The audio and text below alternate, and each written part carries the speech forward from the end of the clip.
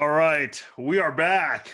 Welcome in to Farzcast. We're doing a Chief Zone reunion on here. DJ Evans and Zach Stegenga. Gentlemen, it's been a while. Yeah, nothing's really changed since our last podcast or anything. Pretty much the same shit, right? It's Chiefs are still winning. At least that's consistent. Pretty much everything else is, gone to hell in a handbasket. But hey, it's fun, right? I think end of February. I mean, a lot has happened since then. That's for sure. What's funny is I remember when the Chiefs were going to Miami for the Super Bowl, and there was small talk about whether or not the coronavirus would make an impact or anything. And I thought about bringing this up on the podcast. I'm like, it's hardly being discussed, so no, let's just, stay away from it. But man, had that game been played a month later, that we would have had a whole new another discussion. But I'm sure we'll get into all the COVID stuff. The three of us, we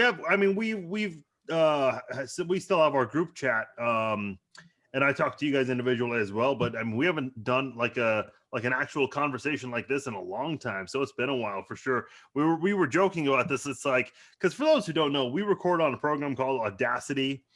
But for whatever reason, my Audacity does not record anymore because I updated my Mac. So that's lovely.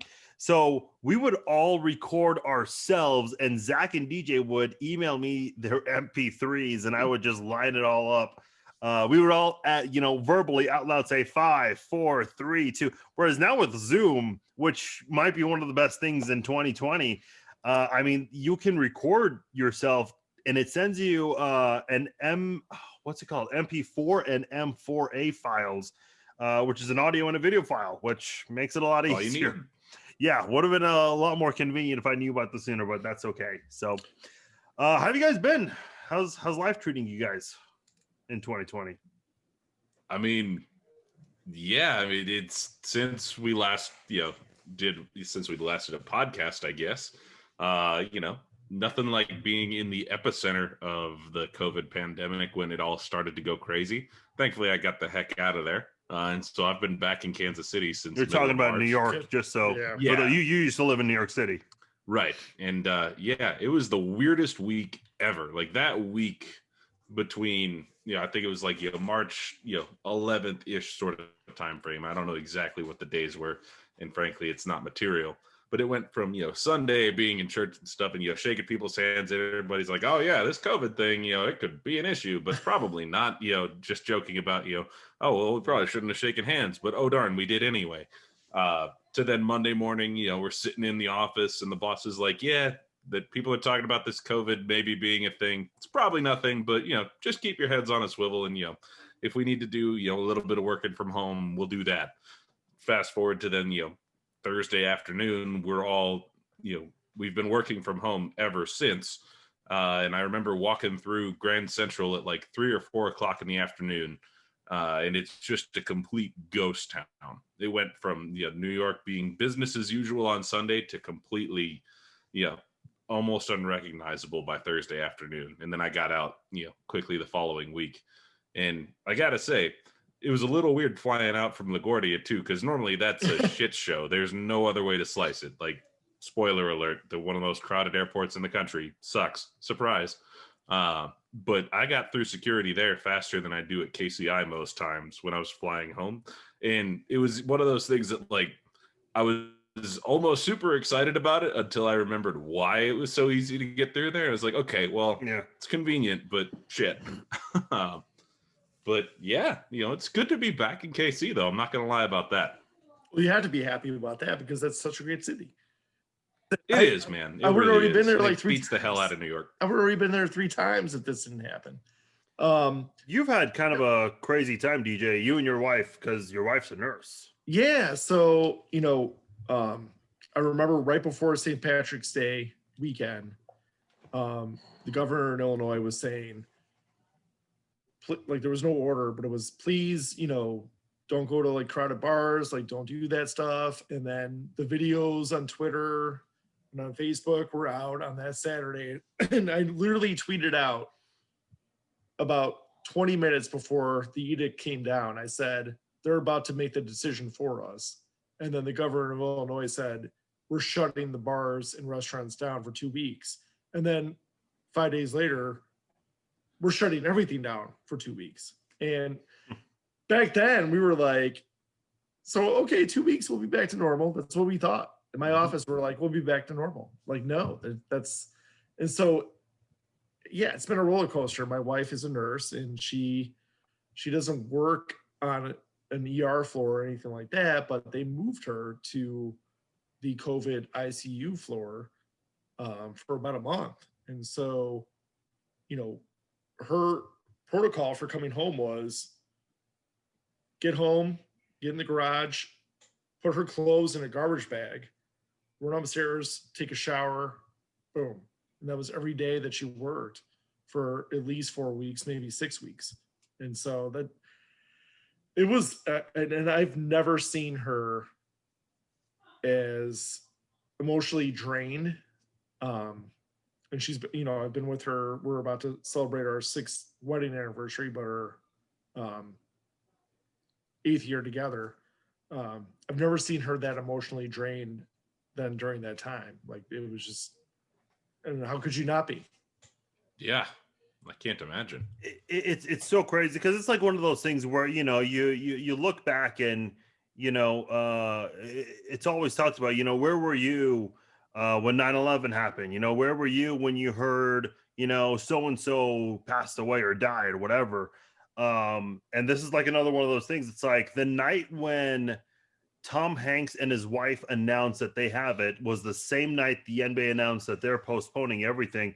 I still remember where I was. I was actually out on a date, oddly enough, and this was a girl who lived in, I forgot what town, kind of a smaller town, a bit far away from Kansas City, but she was in town visiting her family.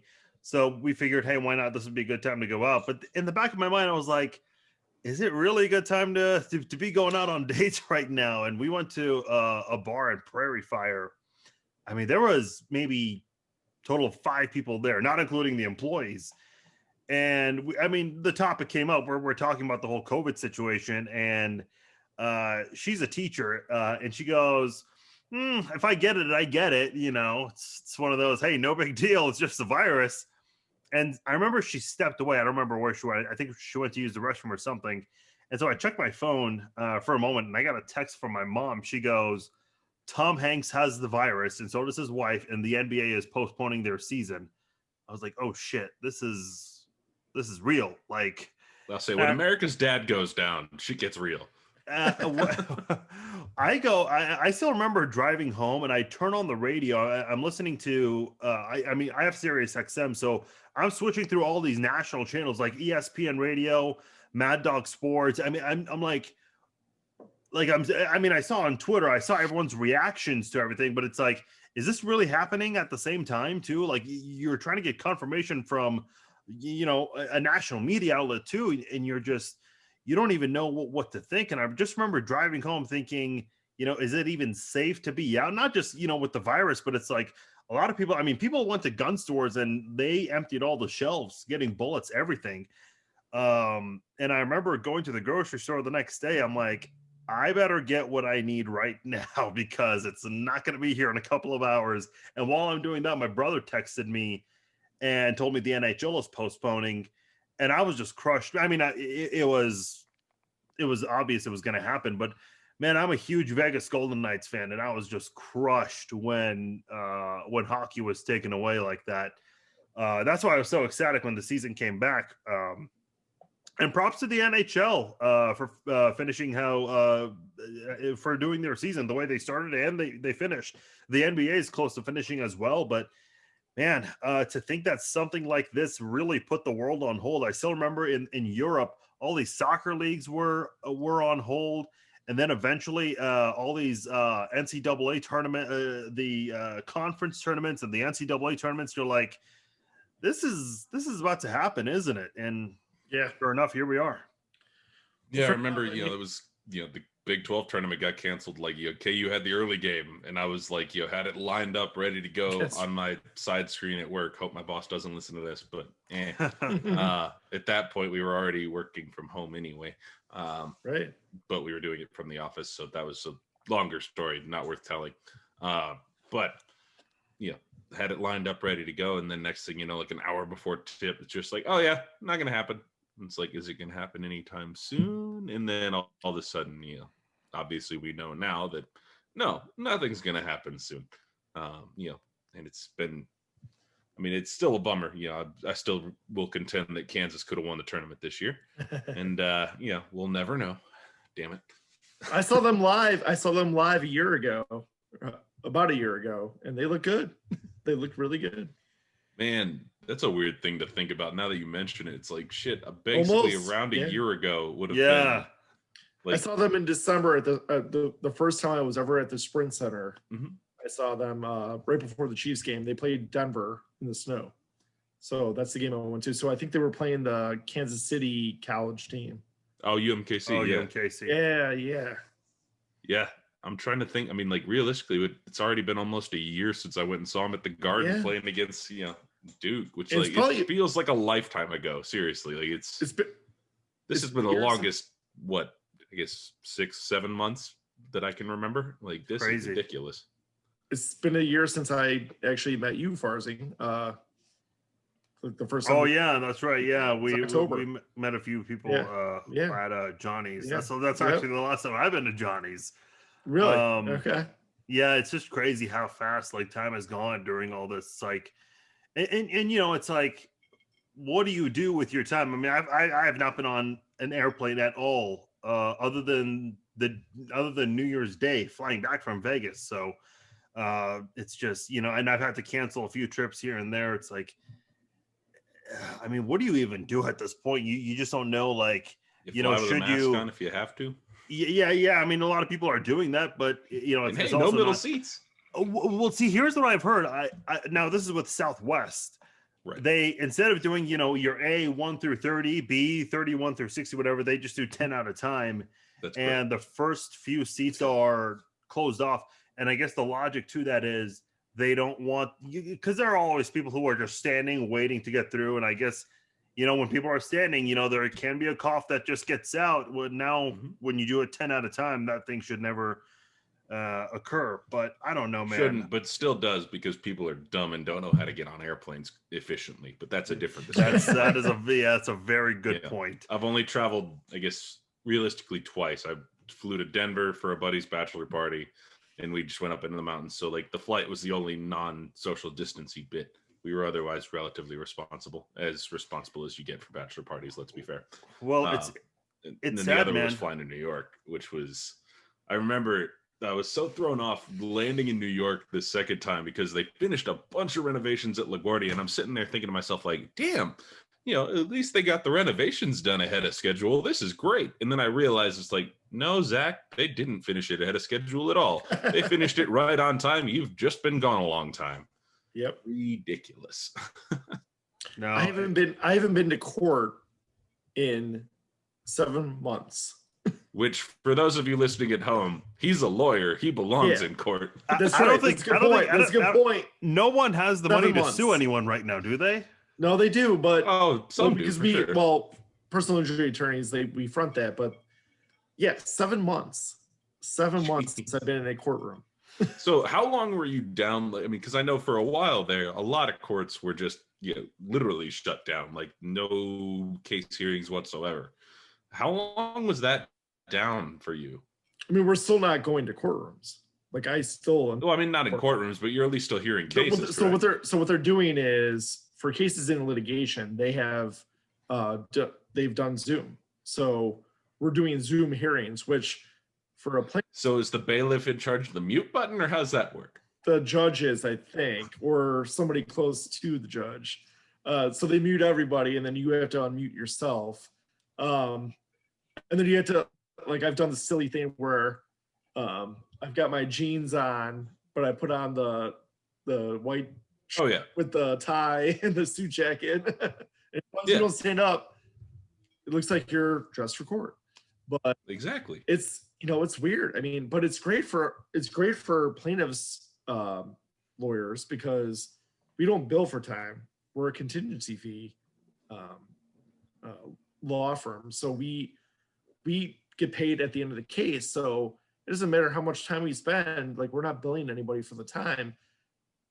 It's great to have a court hearing where it's like a minute and we're done. Like, the travel to and from, especially if it's like an hour to Chicago and an hour back, and it's also an hour there. That's 3 hours of your day where it's just unproductive. Now, for the other side, where they actually bill, they don't like that so much because they're probably losing on at least 3 billable hours. And if you're billing at $300 an hour, you're getting close to $1,000. Yeah. So it's interesting to see like both sides of that.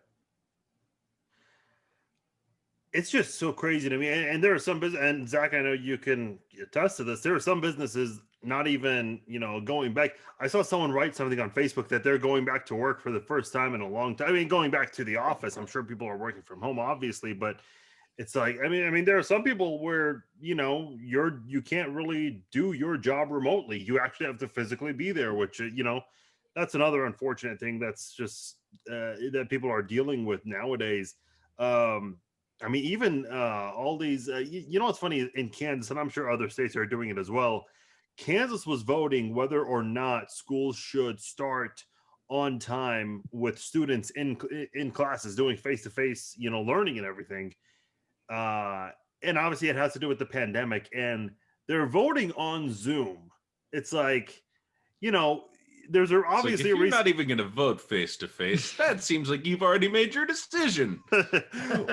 Well, it turned out to be a tie, and the tiebreaker was, it's automatically a no. But yeah, and that's the one thing I was going to get into. It's like this whole thing ridiculously got so political. It's like, a freaking mask of all things. It's like, the left, embraces the mask and everything, and the right, is against it, and it somehow takes away your freedoms and your rights, which I went in to vote with a mask. My right to vote was not taken away. I thought it was going to, because I keep hearing people say it takes away your freedoms and your rights, but I was still able to vote somehow. I maybe someone can explain that to me. But what's so crazy is where was I going with this? This whole thing with people politicizing it, and everyone's just gotten so ridiculous about it. Now it's like, okay, based on your political stance, whatever, your favorite politician is saying, you're just going to go with them. Like, you won't even have your own like stance on this. You won't even like listen to scientists. It's like now we're politicizing science. Like, that's what we're doing in this country now. Yeah. The notion that like, oh, well, I mean, by nature, science is, you respond to, however the data changes. You're always experimenting and you're making new observations. It doesn't always stay set in stone. And now they're viewing it as like, hey, it's a conspiracy. They're just making it up as they go. It's like, no, they're finding it out as they go. It's very different. I mean, still updating information. And so, yes, it's not going to be consistent. The first thing you ever heard is true. But yeah, ultimately for me, it seems like a pretty simple calculation where it's like, yes, is wearing a mask a pain in the ass? Sure. Is it my favorite thing? Absolutely not. But is it a major inconvenience compared to the possible inconvenience of, realistically getting, incredibly deathly ill myself, or, exposing plenty of others in my orbit to that? Yeah, I'll take the minor inconvenience of wearing the frickin' mask. Like, this is not that hard. Well, but I guess this is still a conversation we're having in freaking October. Here's the thing. It's like, I think we all agree this whole thing's awful. It doesn't matter if you're blue or red or independent. But here's the thing. No one's having fun in this shit, except maybe Zoom. A lot of that is true. A lot of people on the right are accusing people on the left for it's like they love this whole thing. It's like, no one loves this. People just want to take this seriously and safety first. I don't know a single person who is saying, man, I love masks are awesome. I mentioned this on Facebook, and people get all upset when I said, hey, wear your masks. I remember somebody commented and tried to challenge me on my stance with masks. They go, how do you prevent your glasses from fogging up? I'm like, look, I'm a grown ass adult, okay? You can't. My glasses It's a pain in the do ass. fog up, okay? Yeah. But it's not like it's shielding me from being able to see. You can still see, like you said, Zach, it is a pain in the ass, but I mean, come on, it's not like it's And like, going let's be real, it's not like it's going to hurt you or anybody else. It's because unless you're a moron, you're not wearing a mask while you're driving. Yeah, Like, you shouldn't be doing if that. your glasses fog up while you drive, that's a different problem. I'm Walking through the store, who cares? I'm a total wear your mask guy, and I literally see those people every day wearing a mask by themselves in the car, which I'm like, why? What are you doing? I mean, hey, I guess way to be extra careful, but like that seems a bit silly to me. Well, no, it's gotten to the point where some people, I guess they just got, it doesn't even occur to them anymore. It's like they will get in the car with their mask, and it's happened to me once where, oh yeah, I put on my seatbelt, I start driving, I'm like, oh shit, this thing's still on my face, like. That's right. I can take this That's off. what she said, by the way. But, yeah, I'm so used to like taking it off and just throwing it on my visor. Yeah, like, that's what I do. And the only time I've forgotten to wear it is when I've put a suit on to go into work, which we started back this week, which I'm very disappointed about. And I had no roll in because I liked wearing golf shirts and jeans and sneakers to the office, but not my choice. So about to go in on Monday, no mask. I walk in, I'm like, oh shit, missing something. Yeah, I've done that too. Just the mask doesn't always go with the suit, like, that's for sure. I'm like, no, so it's I've only done it once, so I can't really speak to it. But it's such a weird thing. Like, it's such a, like you said, man, it's such a minor inconvenience. Like, no, if we had a choice, would we be wearing it? No, but versus what it's doing and what could happen, like why is it become so political? It's insane. Well, there are some people, like, I mean, look at what's going on in the White House right now. Like, of all places, the White House on fire. Talk about an October surprise. I mean, there are people still. I mean, is it really a surprise though? No, like, it's not, no. But if you're believing in karma, October was the time for this to happen. Well, here's what is a surprise is there are still people, fighting the good fight, still politicizing this whole mask thing. It's like, masks don't do anything. It's like, okay, how do you know that at this point? They don't. Look at Pence. Not at all. Look at Pence. He's refusing the plexiglass for tomorrow for the debate. Oh, I heard you're not allowed to. Sounds responsible. He refused it, and they're allowing him to refuse it. Oh, well, of course. Kamala Harris is going to have the plexiglass, and Pence, who is the head of the coronavirus task force, is saying, oh, yeah, that guy. Who was also at the super spreader event. Did you guys listen and somehow didn't get it. Did you guys listen to Kayleigh McEnany's? Well, for now, hopefully he doesn't get it. Yeah, Kayleigh, I don't know how you say her name, McEnany, something like that. McCanny, the press secretary. The press secretary. She did an interview on Trish Reagan's show from Fox News in the end of February. She goes, President Trump is doing great. He puts Americans first. We will not see diseases like the coronavirus come here, and she got it. It's like. And look, I mean, tweets that did not age well, or in this case, just Stephen Miller just got it today. I don't know if you saw that. Yeah, I did see that. See, I'm not one of those people, like, I don't think it's funny that Trump got it or that all these people got it. But if there's one person that I am kind of, I say the irony isn't lost on me. Do I think it's totally funny? Like, honestly, the best take I've heard on, the fact that Trump has the coronavirus came from Michael Che on Saturday Night Live, where he's like, people keep telling me like, Trump getting the coronavirus isn't funny. And to which I say, no, it is. Like, realistically, if you were to look at a joke, just mathematically, leave all the morality and stuff out of it. Mathematically, it's pretty much on the nose. The only thing that would keep it from being funny is the fact that it's a little too on the nose. Be the equivalent of making fun of somebody, for wearing a belt, standing up and having your pants fall down. Like, So two things. Best take I've heard on it. Saturday Night Live, by the way, Jim Carrey nailed Biden. Absolutely. I think he did. And for him to go out and say, I loved the pause button. If you can take karma and the virus and somehow mesh the two and send a message, That was pretty powerful. Oh, it was Funny but powerful. Yeah. But yeah, I mean, it's such a minor inconvenience. So I looked, because the last huge pandemic we had was 1920 I'm sorry, 1918, and it was the Spanish flu. And they did have like these rallies, like they call them the anti-maskers, and they had their rallies. Like, people did not want to wear masks. 100 years later, and we're still doing the same shit, and I don't understand it. I don't understand it. Well, here's what's funny is, again, it's not fun to wear them. We can agree on this, but like, I don't know how much you guys have been following the coverage of the whole White House outbreak, but there are some conspiracy theories from the right, or people who support the right, saying, "Oh man, isn't it so suspicious that it's only happening to the right?" It's like, no, because the left is wearing a mask, and people on the right are actually holding rallies. Like, well, Yeah, like I guess that wasn't a rally; it was the nomination of the Supreme Court Justice. Yeah, yeah, I can't remember her name, but it's like that's what that was. But even before then, like, look what happened.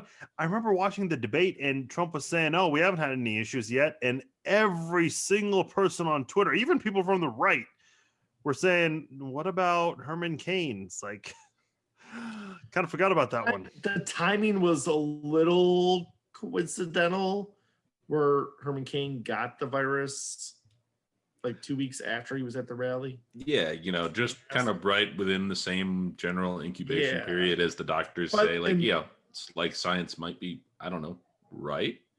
But here's what's interesting to me. So Biden didn't bring up Herman Cain, and I agree with that. Which was a classy move. Well, it was. Imagine if the roles were reversed. Do you think Trump would have brought up? 100%. It's hypocritical. It's totally hypocritical. So again, back to the SNL thing. Colin Jost hit it right on the head, where he's like, let's be honest, if the roles were reversed, you can't tell me that Trump wouldn't be doing an impression of Biden on a ventilator just to get some laughs at a rally. Have you guys ever watched a UFC press conference? Yeah, so well, I guess the one where I only watch the ones that escalate, but yes. So that's exactly what that debate reminded me of. It's like, take the most chaotic press conference, and there have been a few of those over the years in UFC history, which sometimes they're more exciting than the fights, I gotta be honest. But and I know there are some people who don't like that at all, and they just want to watch the fights for the martial arts and everything, and I get that. But I mean, come on, it is a form of entertainment there with the press conferences. That's part of the reason why they do them. And I'm watching that debate. I'm like, this is a UFC press conference I'm watching. Like, there is no difference between this debate and a UFC press conference, none whatsoever. So the night of the debate, right before the debate last week, I was having a drink at a little Italian restaurant right by my house, and I met a lobbyist, of all people. Never met this guy before. And we spent like 2 hours talking about politics. And he was telling me how he's like, look, I've been to Vegas. I've hung out with these guys. Republicans, Democrats, we're in the same room. We're at a microbrewery looking at the chemical composition of beer as a all things.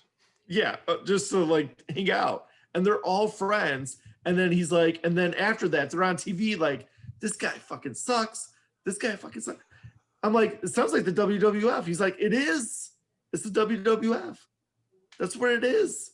And that's what the UFC is. Like, and that's what the debate is. Like, the difference is that's running our country. Hooray. The difference is Trump isn't part of that fraternity. Fraternity. Like, I still don't believe Lindsey Graham or Mitch McConnell or Ted Cruz actually likes Trump. Ted Cruz. He sucks. But they're using him. And I know Ted Cruz got into it with Mark Cuban, and Mark Cuban destroyed him again. But Trump is so outside of that. Like, they're using him as a vessel to get stuff done. I understand that. But they're going to ruin that party. I mean, that party is going to be damaged for years. Yeah. I mean, I can't disagree with any of what you just said there. Well, I think I know we're kind of going off topic with with politics and all, but with this whole pandemic, it's like, the Big Ten, didn't start on time. And you look at how many teams, I know the Chiefs are allowing fans. I know the Cowboys are allowing fans. How many other teams are allowing fans in stadiums right now? Ironically, so one of the teams that has historically had the absolute worst fan attendance has some of the best now, because Jacksonville does, and they've actually managed to do pretty well with it. Tampa Bay did too, I think. I saw them. Yeah, I think so. At least this week. I mean, let's be honest. I think pretty much the entire state of Florida could really give a shit when it comes to some of this. So, like, I'm not shocked to hear this. Yeah. I don't know if Miami does or not, but I know for a fact that Jacksonville and Tampa Bay did. Last week, they opened the entire state up. It's open. Yep. The whole thing's open. So we should do within less than a year of a pandemic starting. Makes sense. Yeah, I mean, this is one thing that just kind of. If we had a vaccine, I'm all for opening up. Game on. Like, there's no set timeline on it. But, look, man. Yeah, I know there are people. Do you guys listen to John Taffer's podcast? The Bar Rescue dude? Yeah, him. I didn't know he had a podcast. I didn't either. I will find it. Let's be honest with ourselves. Yeah, for sure. Oh, no, he's hilarious. He has some great stuff. Oh, no, he's awesome. He really is. I was listening to his podcast, and look, I get it. He obviously is in the bar business. He supports bars and restaurants. There will be a lot of bars to rescue by the time this is over. I was making this joke with my family. It's like every episode of Bar Rescue next year, the beginning is going to be, so-and-so bar in Kansas City is still recovering from COVID-19 pandemic. It's like, there will be a lot of rescues next year for sure. But he's going to come out and be like, wear your fucking mask. But no, good news. This is the one bar on the block that actually isn't dead yet. Let's go rescue it. I get John Taffer. Like, this is a guy who is in the bar business, so he's always going to support bars in any opportunity he can encourage, bars and restaurants to be open. Fine. My point is, in one of his podcasts, he said, as soon as this vaccine comes out, people are going to start going out to restaurants. And look, I've got to be honest, man. I'm one of those people, like, I'll let, other people get this vaccine first. I'm going to wait in the back seat and see how this goes first. Cause hell yeah. And look, I mean, I'm the same thing with medicine. We used to have a family friend. She was a nurse, and she was telling me, nothing's wrong with medication. I'm like, I had a surgery on my knee for an ACL tear and a meniscus tear same time, and they gave me oxycodone. Man, I stopped taking that. I just couldn't. And thankfully my pain tolerance was a lot better than I thought it was at the time, and still is. But it's like, man, these kinds of things, I'm just gonna wait until everyone else. My point is, it's like I love going out to bars and restaurants. I love going to sporting events. I'm not a concert guy, but I know a lot of people love going to concerts. Like I said earlier, I don't know anyone that's thrilled that we have to wear masks and social distance and, not be able to do the things that we love to do on a Friday or Saturday night. But unfortunately, that's something, we just have to adjust to. And I think now the conversation is, it's been going on for a while now. When can we return to normal? And it might not even be until 2022, which is even crazy to think. We're not even in 2021 yet. You might not see that. And I'm not being crazy about this, I don't think. You might not see that for years. Yeah. Well, here's the thing. You mentioned that, but it's like, if you... I'm one of those people, like I always do, like I'll clear up my throat, even if I'm not talking to anyone, like if I'm at a grocery store or whatever. Now it's like I have to catch myself to make sure I don't do that. It's like, because now even the smallest cough, or if you're sneezing wherever you go, I mean, it's just not going to be the same. My dad was telling me a story last week. He was in line, I can't remember where, at a gas station or at a grocery store somewhere. There was a woman coughing excessively, and naturally everyone's looking at, everyone had a mask on, but she's kind of laughing about the whole thing. And it's like, she looks at people and goes, I don't have it. But everyone's like, don't stand 6 feet from me. Stand, 20 feet away. It's like those kinds of things are not this the fall same. allergy season will be pretty damn entertaining. I'm not gonna lie about that. Just because like it's gonna be like the Salem frickin' witch trials minus the hopefully minus the hangings. Let's be fair. But no, I mean it's a real thing. Like I'd never once in my life prior to this stuff ever felt the need to apologize for a sneeze before, but I did on the flight back home from New York the very first time. Obviously it's like I booked the flight like 3 hours in advance, and I was like the 40th person on the plane. So like this was right as everything was shutting down. And the lady behind me had brought her own like spray your own Lysol, stuff to disinfect her little area because she's not going to get the virus, which like, don't get me wrong. I respect it. Do what you want. Got to be safe. I get it. But what she ended up doing is she took the seat directly behind mine and sprays all over everything. Oh. And it goes up my nose, as you might guess. And I literally turned to her, looked her dead in the eyes. It's like, okay, I can tell you're very cautious about this. I am about to sneeze, and it's not because I'm freaking sick. It's because you just blew that Lysol shit straight up my nose. Thanks. But that's the first and only time I've ever felt the need to apologize. Fucking ridiculous. By the way, have you guys seen the new Borat trailer? Yes. I'm here for it. It's about the time. The part where he's using like pots and pans to like hit the virus, and then the guy is spraying it with his with the Lysol. He goes, "No, if you see the virus, you do this." And you were telling that story, just reminded me of that for some reason. Totally. I'm excited for that movie, by the way. Like the fact that he found a way to pull this off. And I know he's not going to be the Borat character the entire time. He is going to, change out of it, I guess. I'm not sure how that's going to pan out, but that whole thing looks hilarious. I'm looking forward to it. I don't know what the price is, but I'm willing to pay, $50 for that movie.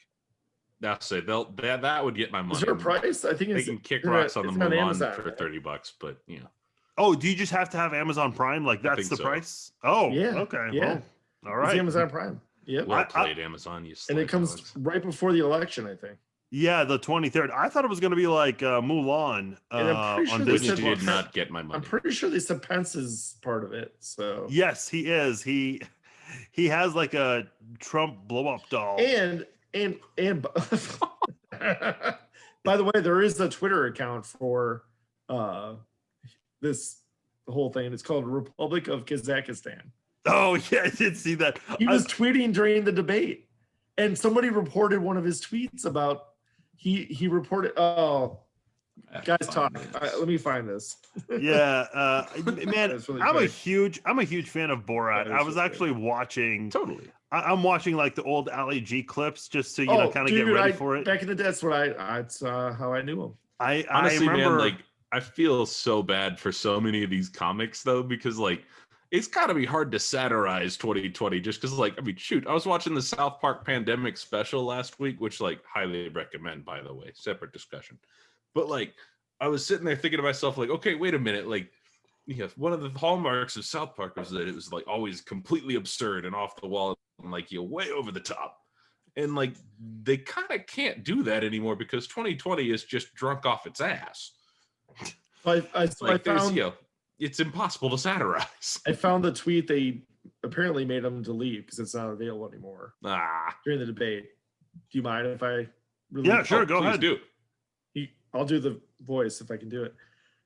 Biden wrong. Face mask not effective against COVID-19. Only proven facial protection is urine therapy administered on Premier Trump by two young Uzbek female doctors in 2013. Therapy so effective, he declared it as business expense. That's awesome. I remember even just like the weirdest like jokes that aren't even like that funny. He just makes them funny. I remember he was with a group once, and Borat, that is the character, and he's trying to guess everyone's age. And there was a woman, and you know the rule, you try to be as accurate as you can with a woman's age, or maybe just don't even guess at all. And there's one rule, and it's guess whatever that you're gonna guess, and then take 5 off to cover your ass. He goes, "You look 58 years old," and the woman goes, "Oh, I'm 53," and Borat goes, "Oh, you look more old." It's like, here's the funniest. He goes to. Have you ever seen him go to like this Oklahoma City Council? Yes. Okay, Zach, I have not. Judging by that reaction, no, you haven't. Go to YouTube. It's in two different YouTube clips. Just type Borat Oklahoma City, and he is talking in front of, I don't know, who is he talking to? Just a bunch of like senators or what? But he's talking for like 20 minutes nonstop, and at one point he does laugh. Like he kind of had to break character, because even, you know, he just realizes like, oh man, this is going on for way too long. And at one point he goes, I read Thomas Jefferson Declaration of Independence. I read this first time, I almost cry. It's like the things I'm getting a little upset because I'm a little jealous of your Borat. I thought I was really good, but you're doing pretty well. Oh, very nice. Very nice. The accent on the newer Borat is a lot different. It's more French. So what's funny is, I don't know if you guys saw this on Twitter, but like 2 or 3 months, it was back in July, I think, he infiltrated a like white supremacist party way down south, and he was dressed up in the whole thing, and he was singing, and part of the song was, Obama, what you gonna do? Inject him with the Wuhan flu. Oh, yes. And then he was doing that about everybody. He's like, Tony Fauci, what you gonna do? That's gonna be part of the movie. Or and then he goes, or chop them up like the Saudis do. Like, and then at some point they realized that he's fucking with them. He had an ambulance out there for him to jump into and take him away so he could get out of there. Oh my God. Somebody filmed him in Los Angeles, just, you know, driving on a street. The person filming this actually caught him, and you can actually see the vehicle in front of him. It's a truck, and there are two cameramen obviously filming the movie. And in the trailer, in the beginning of the trailer, he actually has fans coming up to him. And it's like, and he knew that was going to be part of the film. So, because he was going to get recognized, there's just no way, people are not going to know. So it is funny how some, that is true. It's funny how he incorporated that whole thing into the film. I'm excited to see. I hope it's at least 2 hours long, man. Because me too. Oh man. Did you see him come back for the 2018 midterms? On Jimmy Kimmel? I don't think so. Oh, you need to.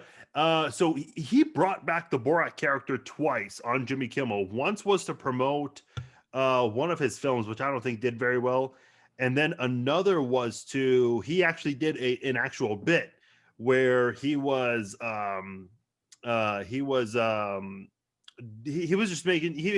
doing it on the 2018 midterm election.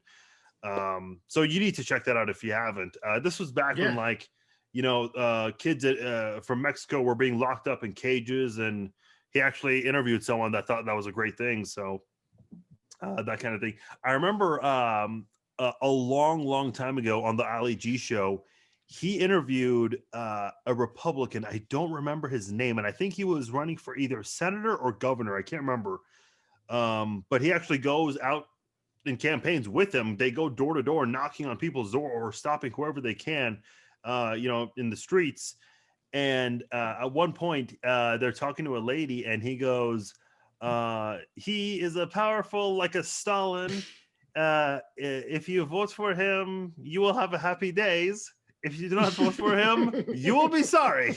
And this woman's like refusing to, say who she'll vote for, because, a lot of people don't want to say if they're going to vote for the person, especially in front of the politician who's campaigning. And Borat goes, you must swear on the eyes of your child that you will vote for my friend.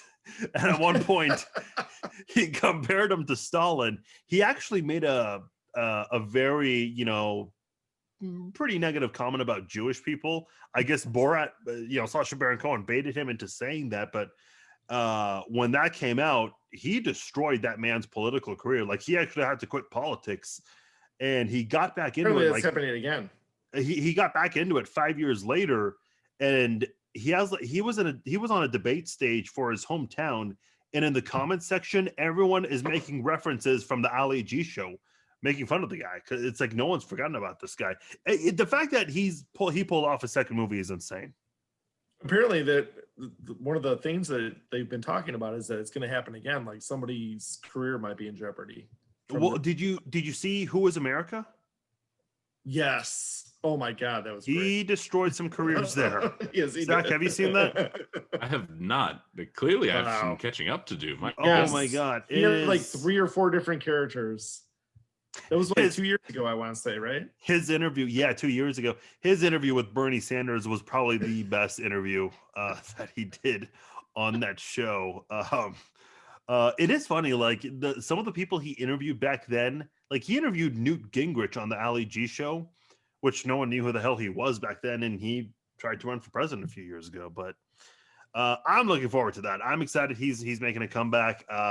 There's no way in hell he's going to do a third movie. So everyone needs to enjoy this while it lasts, because this has to be like the last hurrah for Sacha Baron Cohen's top character. I mean, frankly, I never thought they'd make a second one, and here we are. So I don't know. Yeah. Never say never, Farz. Yeah. You guys have been following the Chiefs, I assume?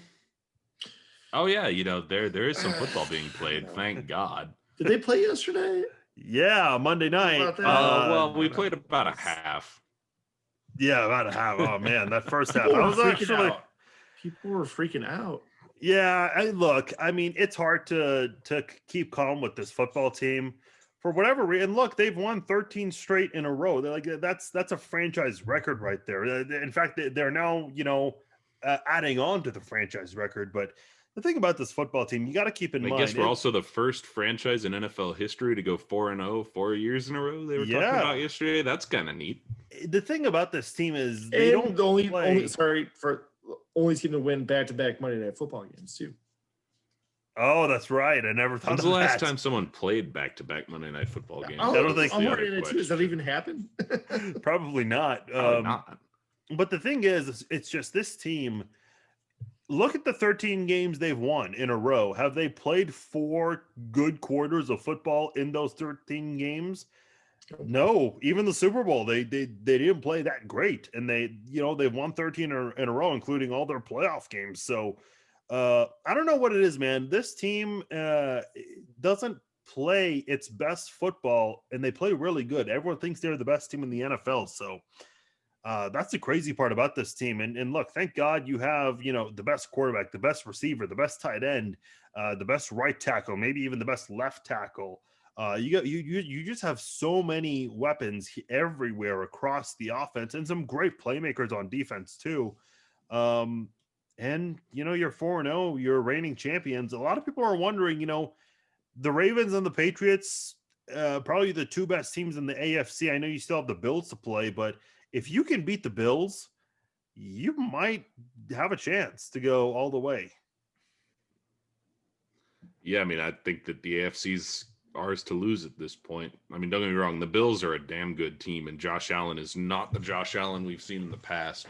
Don't get me wrong, he's also not Mahomes or Lamar Jackson, so there's still room for him to improve. But man, I don't think that there's a better offseason addition that was made across the NFL than the Bills' addition of Stephon Diggs. He has totally changed the way their offense works. That's a huge loss for the Vikings. Yeah, well, that's the other part is, you look at what his absence has done for Kirk Cousins and the Vikings offense compared to what his presence has done for the Bills. And man, it is a night and day difference. All of a sudden Josh Allen's looking like, a poor man's Mahomes.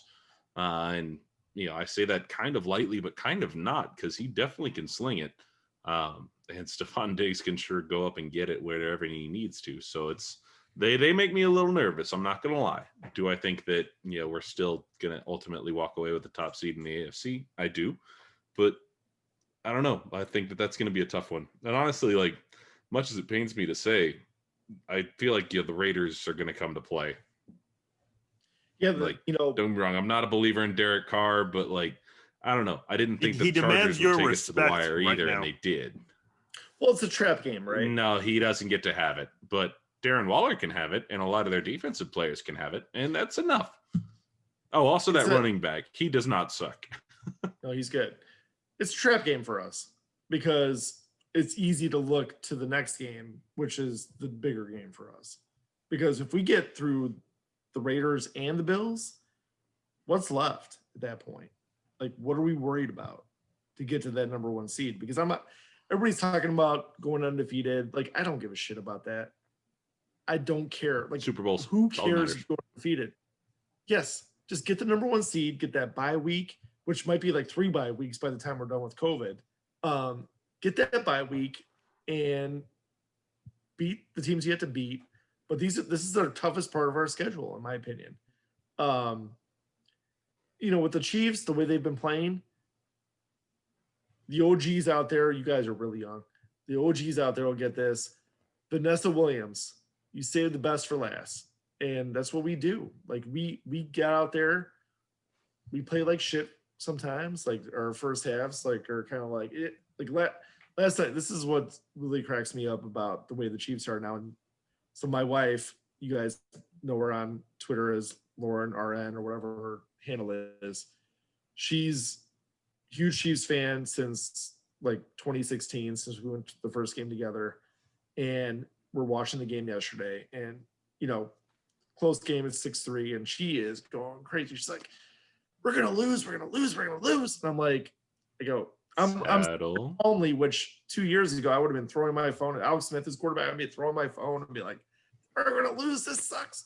I'm sitting there. I'm like, we're fine. It's going to be fine. Like, there was no part of me that was worried about losing that game yesterday. Not even when they got within 3 again. Like, I wasn't concerned about it. I knew we were going to win that game.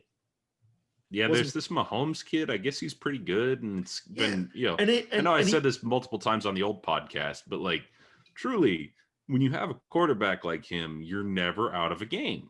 Same way that the Packers have, never been out of a game with Aaron Rodgers out there, and up until pretty recently, I feel like the Saints could say the same with Drew Brees. The Pats used to be able to say it for Brady. I mean, the list goes on. I know I left some out, not material at this point, because it's the very first time we've ever had it in Kansas City.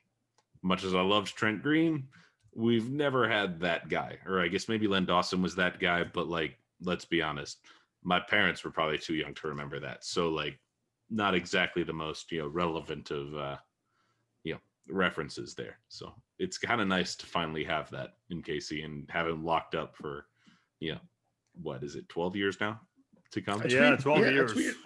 I tweeted out a week ago after we beat the Ravens, and I said, before I saw the other pundits like saying it, like, I was like, this dude is Michael Jordan. He's Michael Jordan.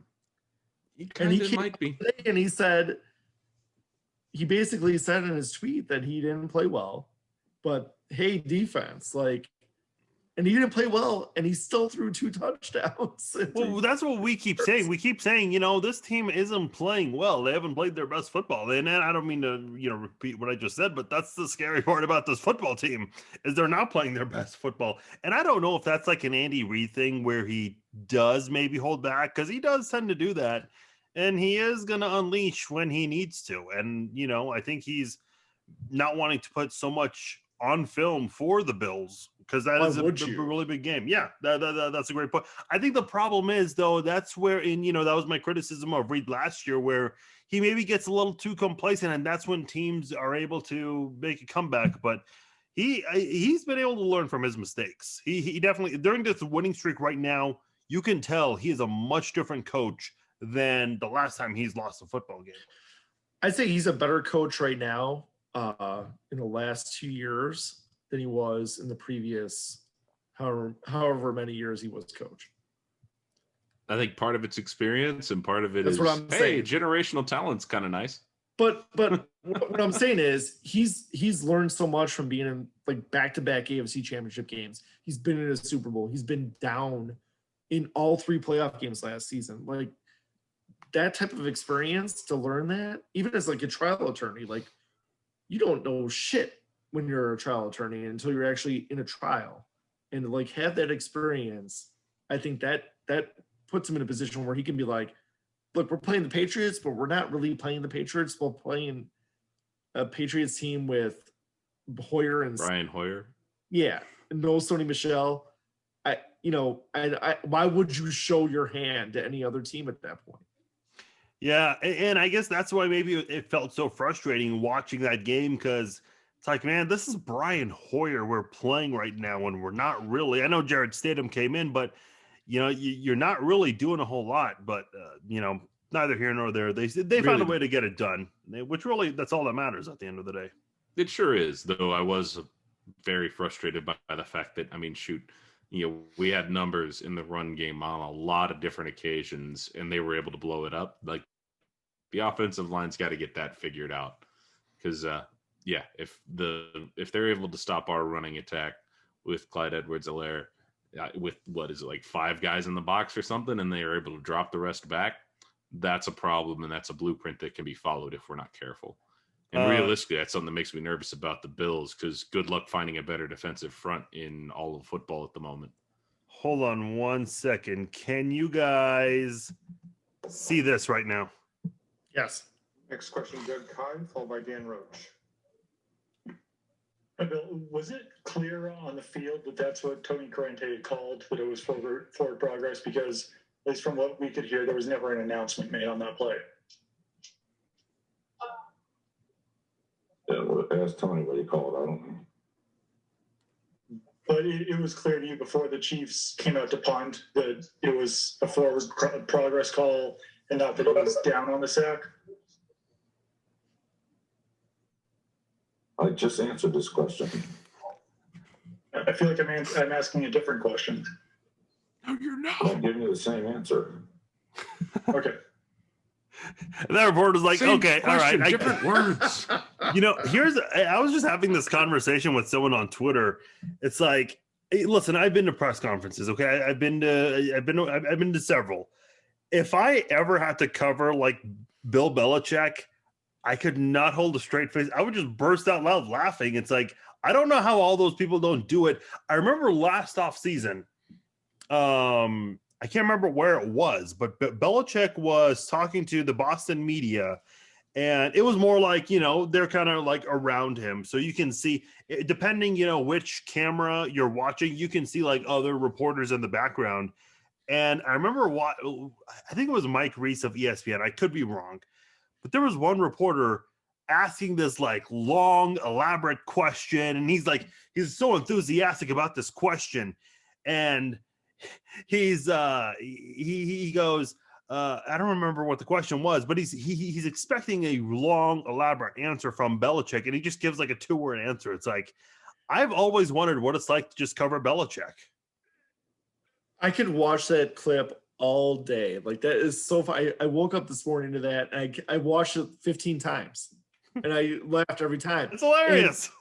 Funny, when you look at him, he looks like he's in a jet, like about to like bomb like an area. Like he has like a double. Like, it's such a weird like mask he's wearing. Like, what's he doing? You know what? Number one, that's honestly funnier because of the double mask. Yes, it is. You can hear him through. But the second thing is, it's like, I don't know how the hell the Patriots are doing their Zoom. I don't know if that was Zoom or what, but he's like, you can see like this plexiglass. You can see kind of like his reflection or something. I don't know if that's a green screen or what is that? Is that his reflection?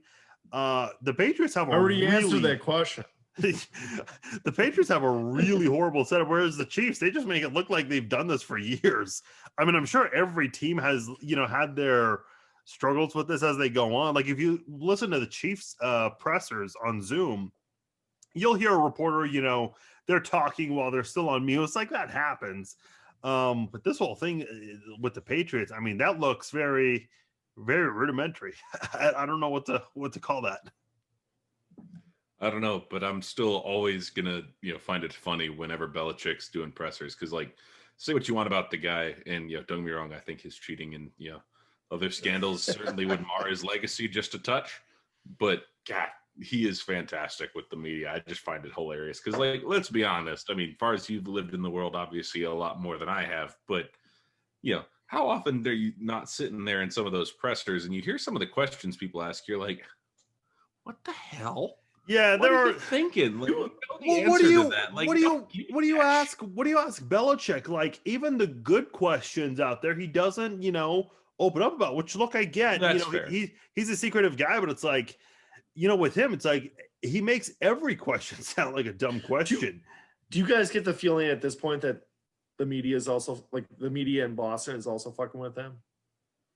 Because they know they're feel gonna like you have to, Probably. at that point. Like, why not?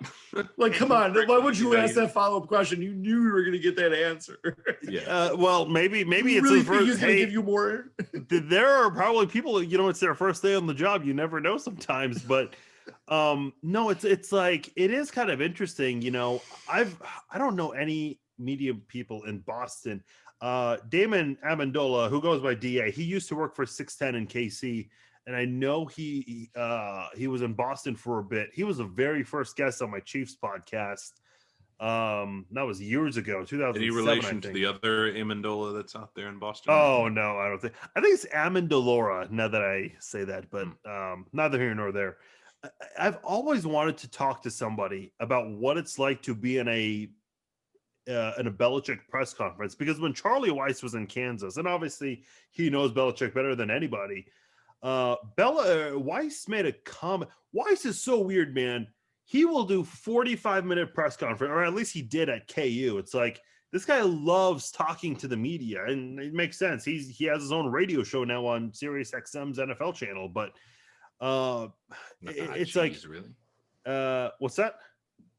I said, geez, really? Yeah, he loves to brag about when he's right intrigued, too. But I'm shocked. Well, you know what's funny about Sirius, and I'll get back to Charlie Weiss in a second. That NFL channel, they have so many former Chiefs. They have Charlie Weiss, they have Todd Haley, they have Brady Quinn, they have Matt Castle. I know I'm forgetting someone else. So they have like the shittiest quarterbacks of all time. Yeah. I would say they're all from the years we really like to not think about. Yeah.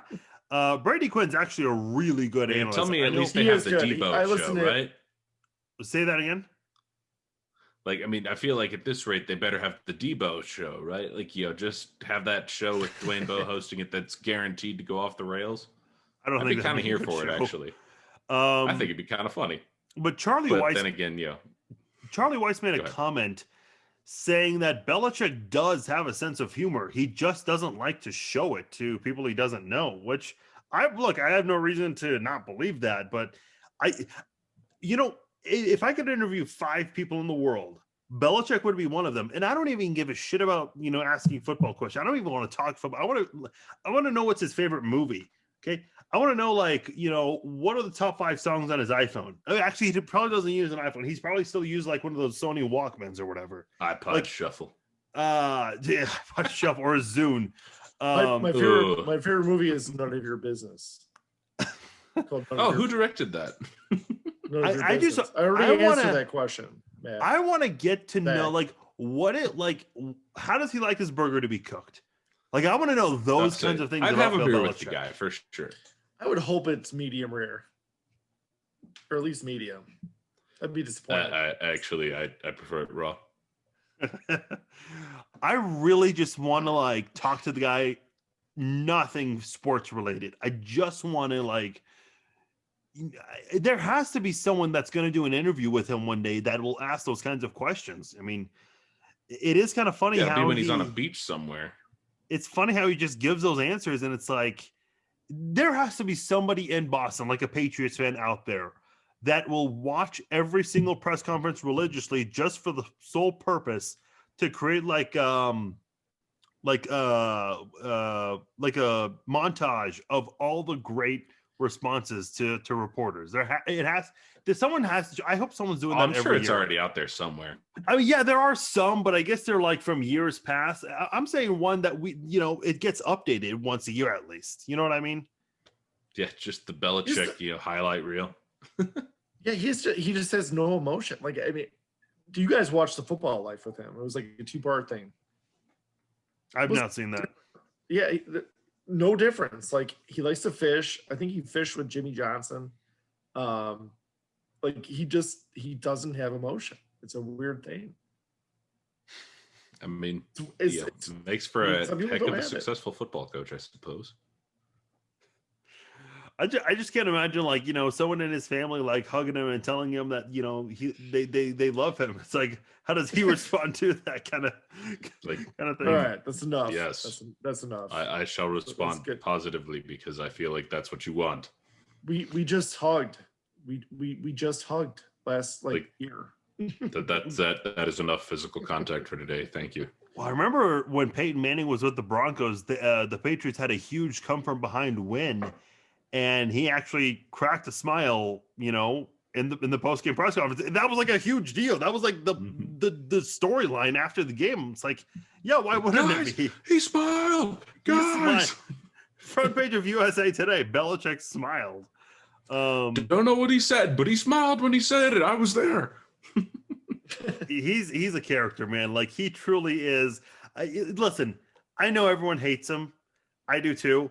But there will come a day when we are really gonna miss like his post-game shenanigans. Yeah, I don't hate him. I don't hate him either. I don't. Not a fan of Brady. Let's be honest here. Yeah, I might have already said it on the podcast we were doing before.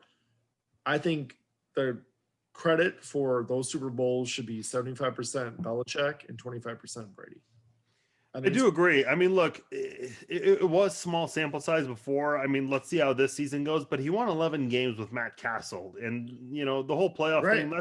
That's bad luck. He went 3-1 with Jimmy Garoppolo. Again, small sample size, but he's been able to do it without Brady before, and he's going to do it again, I think. Yeah. And somehow Brady has managed to still do at least some kind of okay in Tampa Bay. He looks washed, but the results are somehow still there. That one game against the Chargers, let's see what happens after that. I mean, he wasn't doing very well before that. No, he wasn't. I mean, look, I get it. There was no offseason essentially, so this was really a terrible year to switch teams and all. But I think they're going to get going. They got going in that Chargers game. I think what's funny is the media was actually comparing this offense to Kansas City's offense. And now they're like, well, that's a silly thing to say because they didn't have an offseason. Well, you weren't saying that before, and now you are. But look, I do think this Bucs team is going to be a lot of fun to watch. It's just Brady was so slow last year. And honestly, look, they won a bunch of low-scoring games last year against the Cowboys, against even the Chiefs. Like, they held the Chiefs to 23 points, and they still could have won. Yeah. I think the only touchdown they threw was on a trick play against the Chiefs in that game, if I remember correctly. It's just that defense is what really carried the Titans game in the playoffs. Brady was horrible, and so were the Titans. But yes, it's the defense that really came through for them at the end of the day. And for for Tampa Bay and Tom Brady, one thing they can point to, or a couple of things, is Godwin's been out since week 1. Arguably their top one. Evans has been a little dinged too. Evans totally dinged, and he was really dinged this last game. He was limping a lot. So, and then Fournette's out, which no surprise. So they have a lot of injuries going on. So we'll see. And Gronk is not looking like Gronk. He's not the same guy. I mean, he made a big catch late in the game Sunday, but he's not the same guy. He's not as big as he was. Wonder why. But yeah, we'll see. I mean, he's 40. What is he? 43. He threw 5 touchdowns. I mean, you can't take that. Brady, yeah. Yeah, Brady's 43. 5 touchdowns. Yeah, he threw 5 touchdowns. That's good. Good for him, man. I think it's both he and Breeze's last season, though. We'll see. I think after the Bills, that might be the toughest game. Maybe the Saints on the Chiefs schedule. So we'll have to see how that pans out. And they're both away, I think. I was going to say my biggest concern was playing against the Jets, but it turns out we're playing the Jets at Arrowhead, so I'm no longer concerned about people blowing out their knees on that stupid turf. Oh, yeah. That was literally my only concern. Like, the Jets themselves scare me, obviously not at all, because duh. Let's be honest. Like, I honestly, having been out in New York, I genuinely don't understand how in that city you can only have one well-run professional sports organization, and it's the Yankees. Like, when the Steinbrenners are the best owners in town, what is wrong with the town? Aren't the Giants also winless? I think so. Yes. Yeah. And the Jets are also winless, but in a more dumpster fiery fashion. I mean, look, I don't know if you watched any of them against the Broncos on Thursday, but my God, that was bad, painful. Yeah, it was really bad. Look, I know they're in East Rutherford, New Jersey, but I mean, come on, they're New York's team at the end of the day. I just think it's kind of funny that the Bills are the best team in New York, and I know they're undefeated, but it's like the talk is always the Jets and the Giants. It's never the Bills, so that is kind of funny to me. Yeah, I mean, realistically, it's the Jets and the Knicks are in the same boat at the moment, which is just like, yeah, they're the team that we have, but they suck, and we all know it. It's just kind of commonly understood. Now the Knicks have Tom Thibodeau to run their guys into the ground for 3 years. Until their owner decides in about a year and a half to fire him, because that's just what he does. And all the players are completely gassed because he plays them 45 minutes. Well, there's also that. I was just more being like, that temperamental owner they've got, he's the problem. Oh, really? Everybody in New York knows it, but they don't have the money to handle it. So, are you guys? It's not like people just have $5 billion laying around to be like, we'll pay for the Knicks and make them not suck anymore. Like the fact that they're one of the highest valued franchises in America and they suck that bad. Can you imagine how much they'd be worth if they were good? It's probably $5.5 billion. Let's be real. You guys are following the NBA Finals, I assume. Yeah. Yes. Yeah. And they're showing by the way, they're showing the Borat trailer during right now. I have it in the background. Oh man, I'm counting down to that movie, man. I really am. That's one of those things where it's like you get takeout and you get like your favorite thing in the world, and you watch that movie. But yeah, as far as like the NBA Finals go, man. I mean, look, I'm a Lakers fan. I got hooked on basketball because of Shaq and Kobe, so they've always been my team. We don't have a team here in Kansas City. I mean, I was so excited. Jayhawk, I hate Anthony Davis because he single-handedly destroyed us in the championship game a few years ago. But to be fair, we had no business being in that championship game if we're really being honest with ourselves. Like, don't get me wrong. I'm with you all across the board. Like, and seriously, like, trim the freaking caterpillar on your forehead. But whatever, that's a different story. It's still, he's an incredible basketball player, and I can respect the heck out of that. And then, of course, there's the best current basketball player is on that side with him too.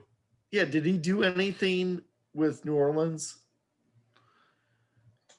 He got hurt a lot. Yeah, I think it was mostly his back from carrying the team to moderate success they had. Did they get to the playoffs? Like once, I think, maybe twice. Did they? I don't even know if they did, but I think they got in that year that it was him and Boogie together, and it worked out until Boogie got hurt. He also gets hurt a lot, but yeah. How about that performance by Jimmy Butler on Sunday? That was pretty good. That was an historic performance in the finals. Like honestly, like basketball for bar none. Years. I don't know if there's an athlete in sports today that has gotten more out of what gifts he's been given than Jimmy Butler. Like, my goodness. He was drafted late first round by the Bulls. I think he was nothing about him screams, I'm going to be a superstar. Look at me. No. And then he just is because he's awesome. Yeah, Thibodeau was his coach, and he barely played his first year because that's what Thibodeau does. And then because everybody was getting injured, like I think Luol Deng had a spinal tap that went badly. So then Jimmy Butler got thrust into a situation where he's playing in a playoff game. To watch that man, I think he's 30 or 31 at this point, a historic performance. I mean, with no help. I mean, think about it. He's missing the two other best players on his team and carries them on his back and doesn't shoot one 3-pointer. Doesn't even attempt one.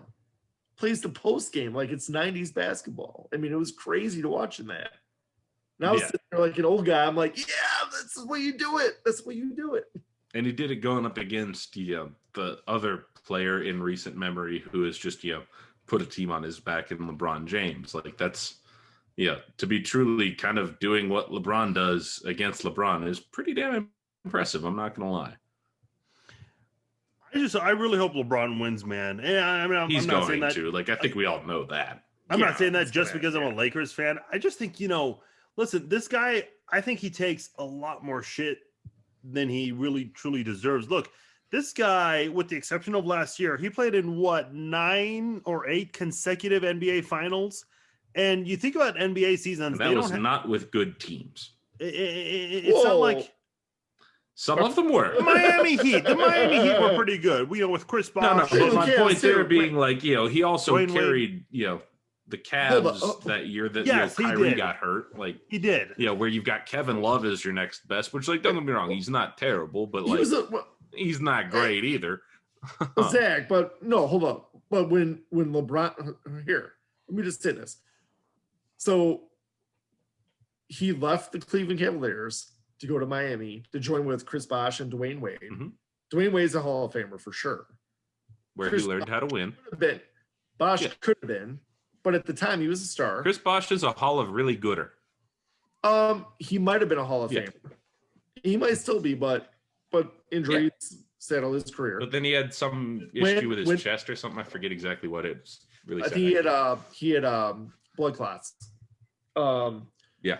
Then when he saw Bosh and Wade fading, he jumped ship, went to Cleveland with Kyrie, who was a superstar at that point. Kevin Love, who was at that time was considered a Minnesota superstar, I think. Now he was the star in Minnesota, but he faded really quickly into like Well, what fourth did they- tier at best. Well, what do they do to him in Cleveland? They marginalized into a corner 3-point shooter. He's no longer a rebounder. He's no longer a 20 and 10 guy. And then when that started going downhill, he jumped ship again. Like, so my problem with LeBron is 2 things. One is the constantly jumping ship to different areas, like where you think you're going to do better rather than just stay in one place. Now, I will grant this. Somebody brought this up on Twitter, and I agree with it. Would Michael Jordan or Kobe Bryant nowadays maybe do the same thing? Perhaps, probably. I'll say the era is different. That's fair. But at the same time, I mean, like, my biggest problem with LeBron James is the flopping and the whining and the bitching, because it is prevalent and it is all the time, every game.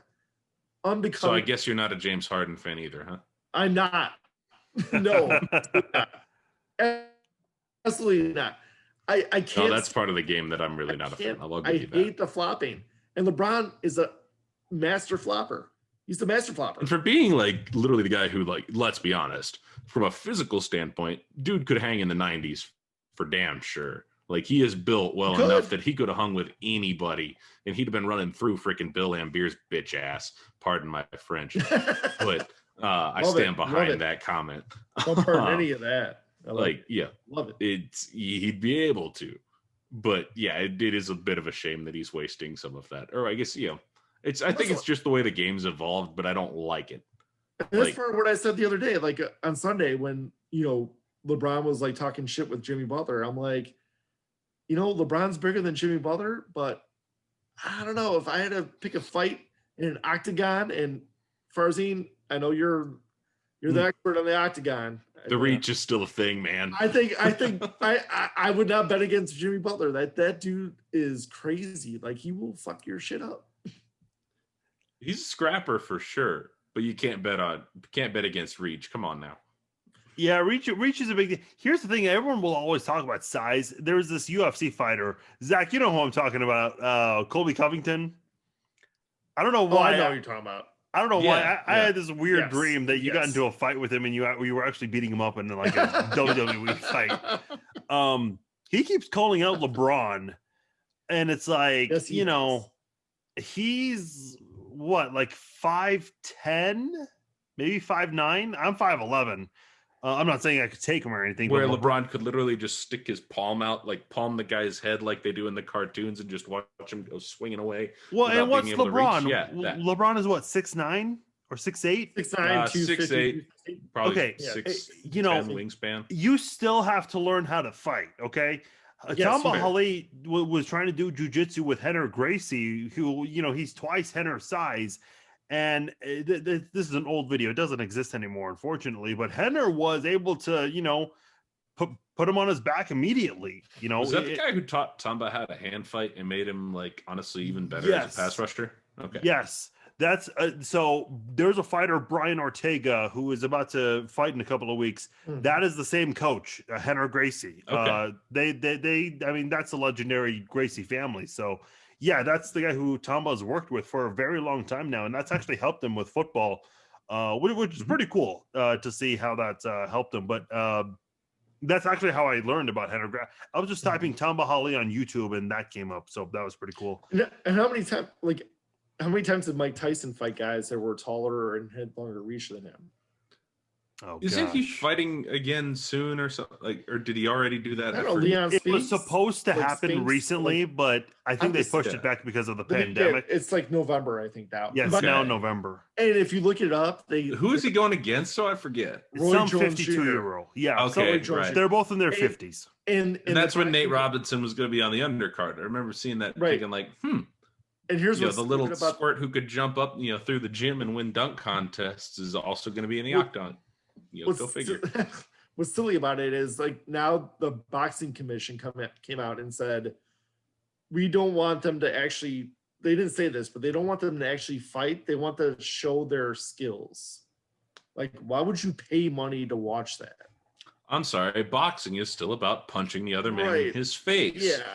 That's still how it works. Well, here's the thing. Tyson's skill was punching guys in the head and knocking them out. Let me just quickly. He hit harder than anybody, and that was why he won. I'm looking up Chuck Liddell's age real quickly. He is 50 years old. So he came back, I think 2 years ago. At the time, he was 48, and he got the shit kicked out of him. So in 2010, he went more than 8 years. Yeah, he did. He went more than 8 years without a fight. He ended the UFC on a 3-fight losing streak. He actually lost 5 of his last 6. And for whatever reason, he came back to fight an old rival of his, Tito Ortiz, who he beat already twice. But for whatever reason, it just seemed like he had to prove something else by beating this guy, even though he beat him twice already. Or he needed the money. Yeah, that too. He got knocked out. He got knocked out in the first round. And Tito Ortiz, how old is Tito Ortiz? He's 45 years old, so 5 years younger than and Liddell. It's like the way Chuck Liddell looked. Again, Chuck Liddell was like the guy who put the UFC on the map. He's fighting with like the weirdest, most awkward stance. It's like a person who's trying to fight that's never been in a fight before. And it's like at this point you realize, okay, this guy is 48, hasn't fought in 8 years, and he's trying to fight again. That's what this fight is going to be between Tyson and what's the other guy's name? Roy Jones Jr., I guess. Yeah, Roy Jones. So look, I'm gonna watch it. I just am because as a Cowboy sports fan, he was not a heavy. Roy Jones was not a heavyweight until the very end of his career. He was I don't know if he was put that old man weight on, huh? Yeah, well, he did something, but he added weight on at the end of his career. So, by the way, I think I texted you about this, Farzin, a few weeks ago when Kobe Covington had his press conference again. Oh yeah, with Usman. I want to watch that fight. I want them to fight again because I will pay. I will actually pay for that. I don't even watch UFC. Well, I want to see him kick his ass again because Usman did break his face. He broke. Usman was supposed to fight Gilbert Burns in July. Gilbert Burns pulled out because of COVID-19, and then they rescheduled that fight for December. And now Usman had to pull out because of an injury. Covington's gonna fight Masvidal, and it's funny because I mean Covington is like a massive Trump supporter, and I guess he's now become really good friends with Trump's kids through all this. But I guess Masvidal used to be a teammate of his. They trained in the same gym, and now they hate each other, and they're both like really good friends with Trump's family. And I guess they're gonna fight each other in December. It's gonna be a while before Covington. So then, do we get Donnie Jr. versus Eric on the undercard? Because I'd pay money for that. I think a lot of people would pay just to see Eric because no one ever sees Eric these days. Either one. I want to see both of them get their ass kicked. But I mean, let's be honest. I think coked out Donnie Jr. would have that one for sure. Well, separate discussion. Yeah, separate discussion for sure. But look, the whole thing, I know we're kind of getting off topic. We were talking about LeBron James, so we just I'll say we ramble, but it's fine. That's that was part of the game here. No, I'll definitely let you know when Covington and Usman fight. It probably won't be for more than a year. I hope I'm wrong, but we'll see how that all pans out. I will buy it. Also, drive your. We're on the UFC tick for just a second. Can I just mention the fact that I'm disappointed that they're billing it as Fight Island and they're not fighting in the middle of a ring of fire in the sand? Like, I'm a little disappointed by this. So that whole thing is the dumbest thing ever. I guess the logic is if we have another shutdown ever again, the UFC can just pack their bags and go to Fight Island in Abu Dhabi. And people weren't even sure what the stage was going to look like. Everyone thought it was literally going to be in front of the beach. Literally, I want a Survivor style bracket tournament where loser goes home after they get knocked out, or they just leave them there knocked out and then on to the next one. Battle Royale. When I hear Fight Island, that's what I think. I shouldn't, but I do, and that's just how my head works. But I think that they're missing an opportunity with that. No, the whole thing's silly. It's just the UFC flexing their muscles, saying, "Hey, look, we have the money. We can do whatever we want." Whereas, good for them, I guess. Yeah, I guess. I mean, look, when they were going to be the only sports going on, they would have had a lot of viewership for sure. Well, it's funny. Dana White keeps bragging all the other sports were freaking out because of the media. I'm still going. It's like, no, you actually canceled a lot of events to get to where you are now. So slow down a little bit, buddy. But yeah. What's funny? I have a college classmate. Do you know? Well, I don't want to say his name out. I'll tell you when we're done recording. But there's someone from KU's journalism school who I'm good friends with. He works for the UFC now. Every time I go to Vegas, he's always busy because the UFC always has an ongoing schedule. But I've been hitting him up. I want to, just get together with him and sometime when I'm in Vegas, just to ask him, what is it like to work with Dana White? Dana White's the complete opposite of Bill Belichick, which is funny because Dana White's a Patriots fan. Right. Whereas Dana White will speak his mind and he will speak his mind. If he has something, I mean, he won't reveal everything. He'll keep some private matters behind closed doors, but if if Barstool Sports was one human, it'd be him. Yeah, that's a good point. I mean, other than Portnoy, which obviously he is too, but different. Well, it's funny. He actually loves Robbie from Barstool Sports. I mean, he does tons of interviews with that guy. But good for him. I would take advantage of that too. Have you seen Dana White's office, by the way? No. Go to Barstool Sports and type Dana White's office, or just type it on YouTube. This guy has a machine gun, and I think there are 9 or 10 bullets, and they all represent things we fight for, which is money, drugs, all these kinds of weird things. And then he has a saber-tooth tiger's tooth from a museum, and this is back in 2006 or 2007 when the economy was going down. He helped a museum kind of, save them a little bit by buying that for $22,000. The guy has his own bar too. And I'm not talking someone's basement where they have a bar. This is a full round bar, like your local pub almost. He has one of those in his office, which I don't know what you need for. He has one of the biggest showers, like a walk-in shower in his office. I don't know why he needs all of that, but hey, good on him, man. It's pretty good. Look it up sometime when you get a chance. At this, though, I'm also just remembering, now it makes so much sense why he has Joe Rogan doing the commentary too. I think he probably just feels a natural kinship there. Rogan, man, did you guys hear what's going on with him with his podcast going to Spotify? Spotify, screwing with it because they're Spotify. Oh, well, I guess he said something. They're censoring some of it. I think Rogan made a controversial comment. Really? Accusing yes. I think he was accusing the left of causing some of the wildfires in California. And I don't know if he meant that as a joke or if he was being serious with it, or maybe a mix of both. You never know with him. It's kind of hard to tell. Yeah, it is. So I'm pretty sure most of Southern California is on fire because of someone's fucking gender reveal party where they literally used That's not a joke. Look that shit I know. up. Yeah, I I know what you're talking about. Pyrotechnics to say it's a boy. Oh, good. Our house is on fire. Awesome. Everyone knows it's gonna get cold. It's because it was hot. It's gonna get cold now. So yeah.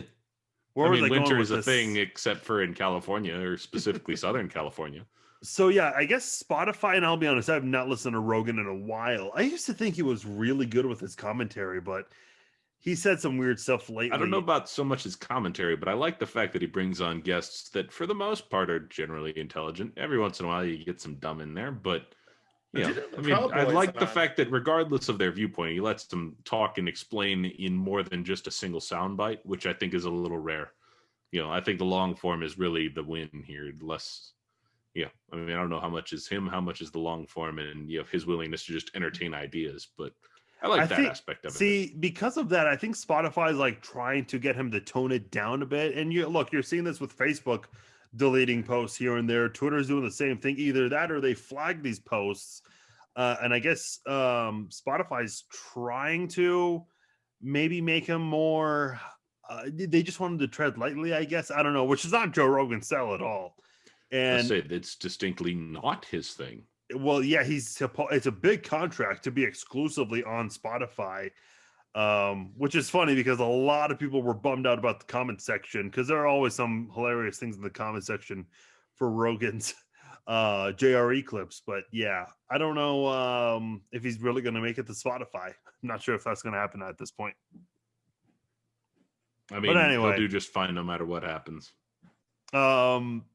LeBron James, which is what we were talking about for a while. I hope he makes it, man, because the thing about him, and look, I agree with some of the criticism that he gets, but at the end of the day, I think there's so much pressure on him, and he does take it pretty seriously where, look, he knows he's always going to be compared to Michael and Kobe until he has more rings than those guys. And maybe even then, if he has more rings, people are going to say, well, he played for 3 different teams. So you can't really respect that. Whereas Kobe played for the Lakers the entire time. Michael, he did play for the Wizards, but he won all his championships with the Bulls. So I don't know. Say the Wizards, I don't think we talk about. I don't think even Michael recognizes that era of his career. It's like Brett Favre going to the Jets. Like no one even remembers that.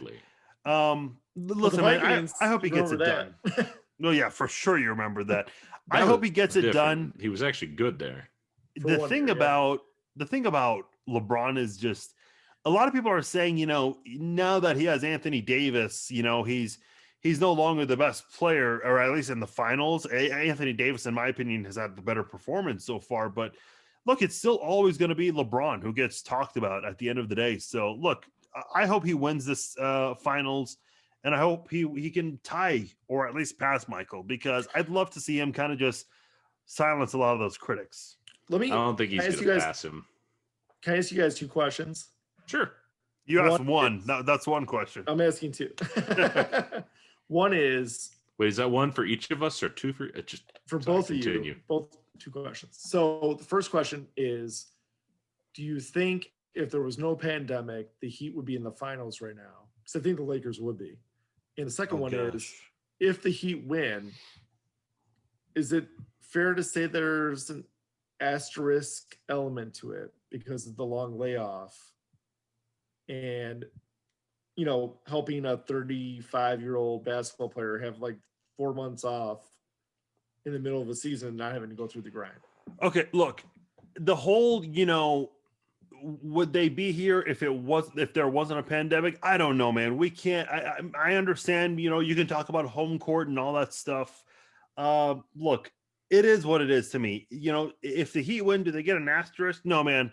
Look, I'm a huge Vegas Golden Knights fan, and they have great, home. I don't know what they call it in hockey. Home ice or home arena. Yeah, whatever it is.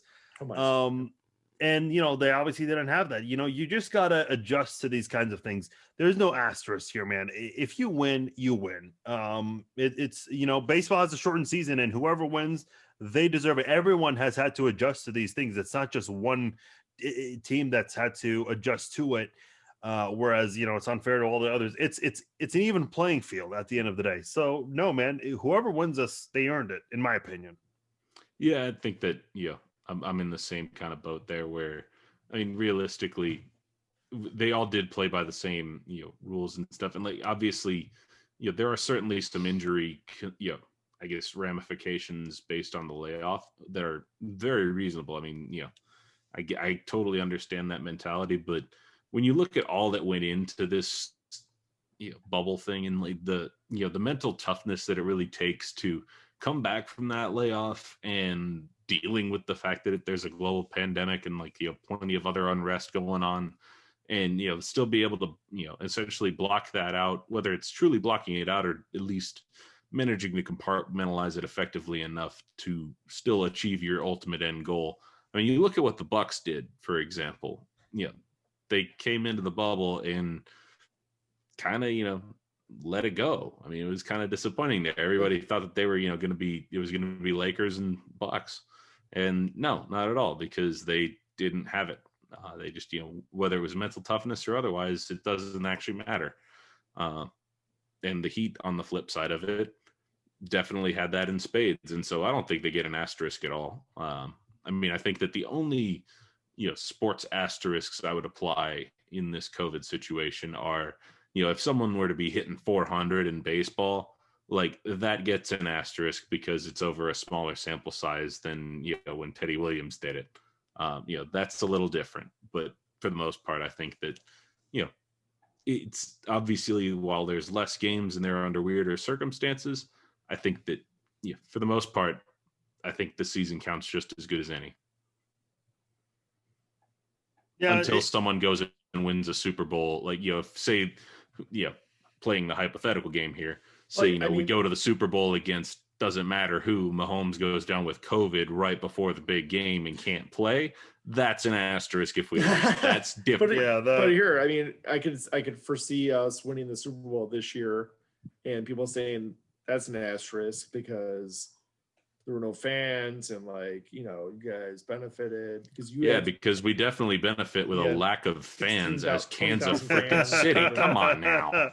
No, I'm talking about like, I mean, it's the only thing I would say is the reason why I say should there be an asterisk is you could look at it and say, LeBron is 35.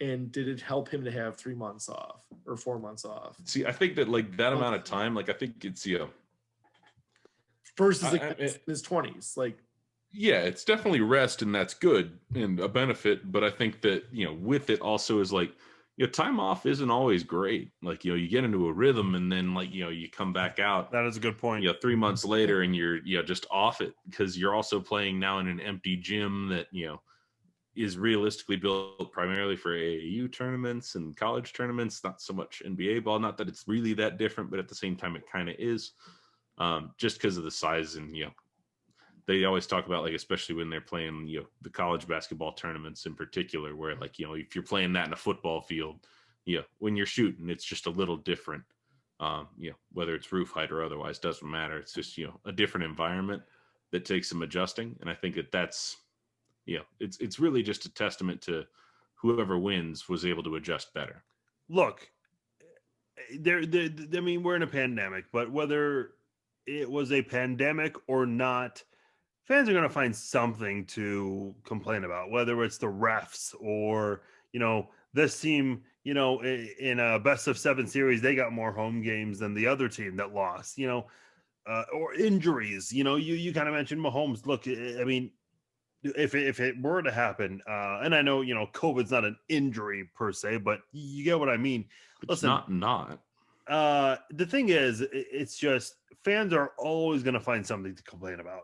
So, look, at the end of the day, these are crazy times. Personally, man, like I said with hockey, when the Golden Knights were taken away from me in my life, like that's an important thing to me. When they came back, I was not complaining. I did not care if it was in front of an empty arena. I just wanted to see my team out there. And at the end of the day, we're getting sports, which is what we love. That's our escape in life, as a lot of people like to say. So the fact that we got it at the end of the day, I'm not complaining too much. I know some people, as you said, they will put an asterisk because of this whole pandemic. I'm not, man. It's an even playing field at the end of the day. I think it makes things a little bit more interesting. The whole no fans is kind of weird, but it also has an interesting dynamic to it in some odd way. So look, you just got to roll with the punches sometimes, and hopefully we can get back to normal. Doesn't seem like it's going to be anytime soon. We may need this venue in Orlando for the next season. Whenever, do we know when the next season is going to tip off? I think they were aiming for December, if my memory serves. Not anymore. So Silver came out probably like 2 weeks ago and said it's unlikely that they would be able to start the season in December. So they're talking January.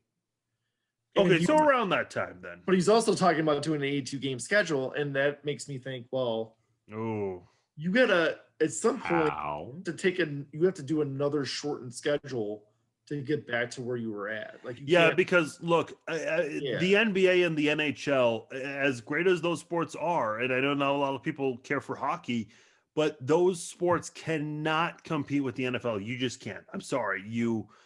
And I get, there's a ratings dip all around, some people are watching the NFL instead of the NBA or NHL. Some people are watching the NHL or NBA because it's the playoffs, the championship, instead of the NFL. But listen, man, you cannot put yourself head to head with the NFL. You're just not going to win. You're not going to win that battle. So no, in fact, on Sunday, I was watching a really shitty Eagles 49ers game until the third quarter. And then I was like, oh, I forgot that the NBA finals were on. So I turned it over to that. Because of Twitter, I saw they were talking about it. So I actually turned that on and then finally watched that game. But I think a lot of people weren't watching the NBA because they were watching football.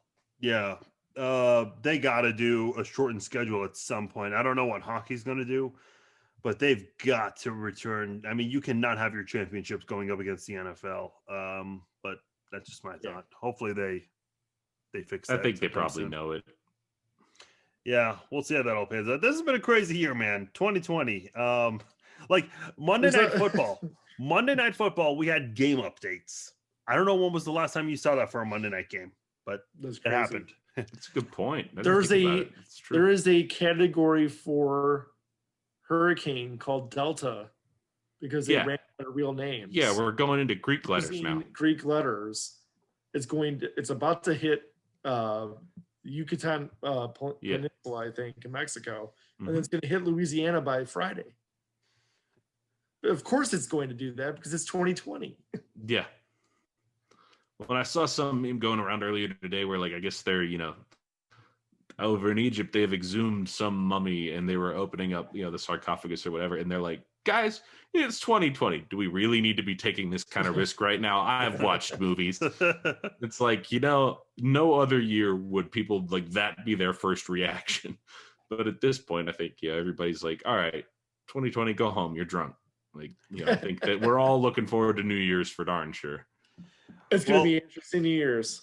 Look, we got to wrap this up soon, but here's what I will say. It's really fun doing. I mean, I know a lot of times we did 95% Chiefs talk and 5%, whatever else we could talk about, but it's been a lot of fun talking to you guys. Yeah, exactly. We're definitely going to do this again. I like that inversion. A little bit of Chiefs talk, a whole lot of shit shooting. I did say, the last time we did the Chiefs Zone, I said, look, this is not the last time you hear the three of us, which obviously not the case. We're here right now. I told you guys this earlier today, before we started recording. You guys will definitely be regulars on here. I'll probably have you guys on once a month. We'll do a Chiefs Zone reunion. One thing I'd like to do is maybe if we get a Chiefs pundit that we all like maybe a Charles Goldman from the Chiefs Wire. I he's really cool. I like him a lot. I also like we can adult real fast. What's that? We'll put our adult hats back on and pretend like that's we're right. I also really like the Pro Football Focus guy, Sam Hayes. Yeah. He's really good. Cool. So I'd like to do that where we do a Chiefs Zone reunion again, but we also have someone to join us in and all that. So that'd be great. We'll do that again. Maybe a Joe Valerio. Yeah. Oh man, I have not talked to him in a long time. So man, we it definitely was need so to do much that. fun It watching was fun. him. It was you know, fun talking to him. getting excited last week when Hell we yeah. played the Ravens yeah. and Eric Fisher got his tackle or got his touchdown. I mean, Oh, for sure. Oh, it yeah. was so much fun watching his Twitter feed go nuts. I'm sure I actually missed that. I'll have to take a look at that. Worth But your time. anyway, Zach, DJ, thanks for coming on. Stay safe. We'll do this Pleasure. again soon. We'll keep in touch. Take care. Sounds Awesome, good, guys. boys. See ya. All right.